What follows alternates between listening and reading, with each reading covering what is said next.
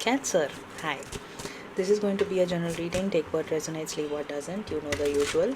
So, I'm just going to pull some cards and see what's happening with you and what do you need to do about it right now, or whenever you watch this reading, will be that right now for you. Cancer.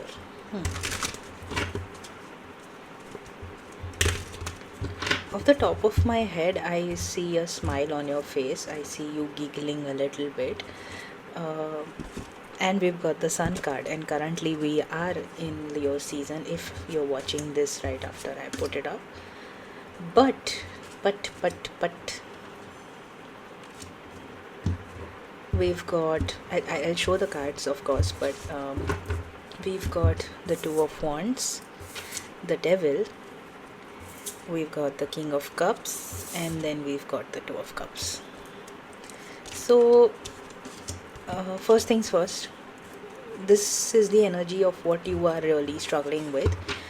So clearly you have been presented with twos. I feel like there's a lot of dual energy here. So a lot of a space where you have been, or you want to, or you have to make a choice between two people, two jobs, two opportunities. And the biggest one that is confusing you the most is the one where you have to choose between two people, but you don't know where to go or where to turn. I'd say give it another month. We've got the King of Wands. Give it another month. Wait until 4 or 5 weeks have passed and see how you feel. I know there are certain scenarios where you cannot really give a scenario that long. So if you absolutely have to, pick the choice which requires you, or which required you to take a leap of faith, which required you to step a little bit outside of your comfort zone. The voice that encouraged you to become better, to be someone better, to chase a lifestyle that you didn't think was possible. I was about to sneeze, but I didn't, so yeah.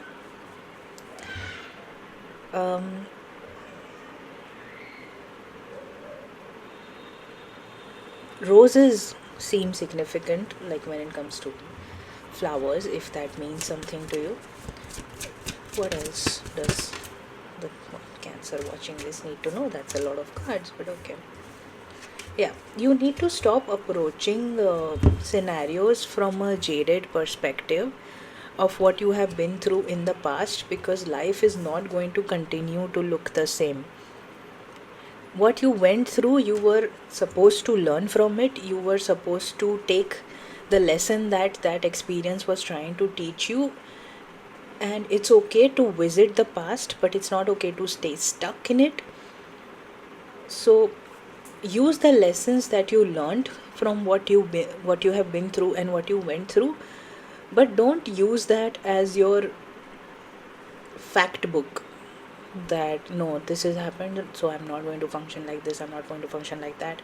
It's okay to have boundaries and an elevated sense of self-respect, but this is fear-based mentality, or this is approaching people things people, things and situations from a very jaded perspective, which is blocking your blessings. You're holding on to things that need to be just dropped and let go, because it's been like 7 months, 7 years is what I'm hearing, to whatever it is that whatever experiences that you are holding on to, or whatever that experiences that you have based 90% of your life around now.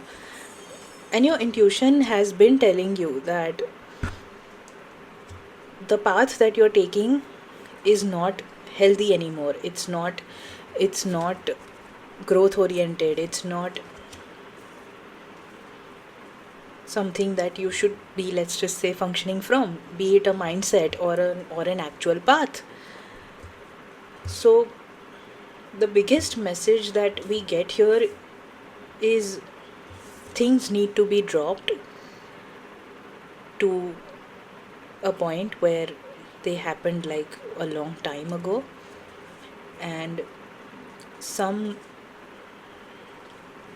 uh, introspection needs to happen in regards to deciding that are you functioning from a place where you are applying the lesson that you learned from what had happened, or are you functioning from a space where you are using that experience as a fact and functioning from a place where you think the same thing is going to happen to you again, if that makes sense.